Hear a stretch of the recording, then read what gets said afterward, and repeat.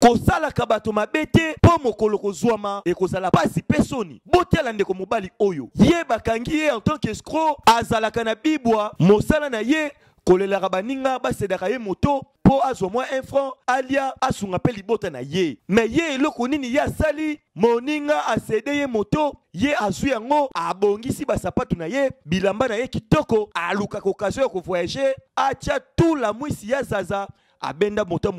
moninga yebiki azo baluka na bibwa mais ye a changé destination atambolaka bien complet na bilamba na ye bandeko koluka ses clients aye ko se retrouver awa la police ekwelie bakangi ye pona nini ndeko mobali oyo akendaki kotekela moto amoni ye clarté asengi ye baresi ya moto ya sombela ndeko akomi kobeta misu pai ndembala moko abeleli la police baye kokanga ye ndeko mobali pazalaki koluka moto na ye a se présenter na la police boyoka bango moko ndenge balobi commandant ego na pesi merci parce que aza lokola aza nzambe na ngai yende moto asali ke na mofinuka kalunga yena mofinuka kalunga baza banzambe na ngai pango bango basali ke ngai na ko se retrouver na pona mona moto parce que na uti kobongisa moto kana 2 jours pas même 2 mois moto wana ebungi alors lobi nga nazaki de la musala zo sala musala na ngai moto abenga kinga lobi yaka bazozo zela na ndaku na papa modeste eza camarade na ngai leki ya patron na ngai tango abengi ngai na ye azobisaka ke esa ye moto aza na coopération na yo abemaka bamindela kendaka na bango bakongola bambongo après 12 heures azoya po ozwa moto topesi moto banda kendaki na moto tobengi na telefone ezopasse te yango te toyokoyoka ye na tongo awa babengi biso na société alimentaire ke boya moto na bino eza kotoyo butu na ozon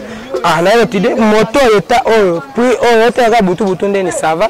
toke na ndako na kozwa mbongo bona somba toye na telemisi awa na ye ana bengi ba policier na bibu identifier moto ana ayibi moto ana koyiba yango ndi ba policier bakangaki ye ba identifier na tongo nango ayote photo samba na ye moto za ye boy tina nde moko bakolo moto baye bakangi aza moyiba yibi moto nakumbaka moto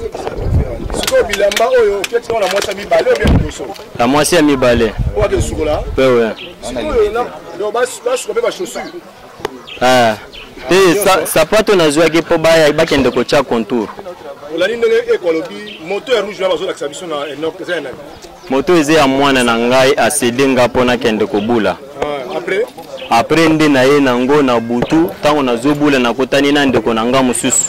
na ebisheki te na luka kriya na teka moto ndeloko bakangeli ngawa papa maman elenge mobali ndeko mwasi conseil au parler eza kopesa bino bozalaka honnête moninga sali yo confiance apesi yo asungi yo poyo pe ozwa ta mwa 1 franc mais yo okomi kokanisela ye mabe oyiba ye moto to pe osala ke hier banda ko souffrir boeza kitoko te biso tolobi to banti boyoki kitoko. La discipline est la mère des armées ndenge tolobaka awa na centre d'instruction de Kitona bandeko bosimba pe bokanga que 7 agents au barekitaki po na ko banda formation militaire boyebi bien que na Kitona bandeko nyonso basanganaka bauti na ba famille bisika bipai na bipai po na ko kende ko bundela mboka mais bandeko boza komona ba memi ba comportement na bango ya bandaku musala nini misusu komelaka drogue musala ya kindumba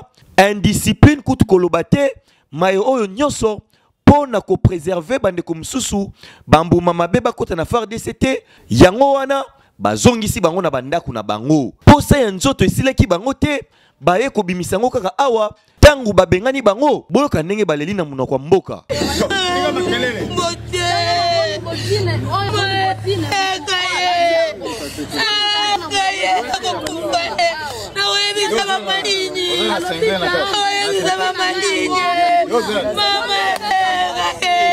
yo ndolo wala na chemise wana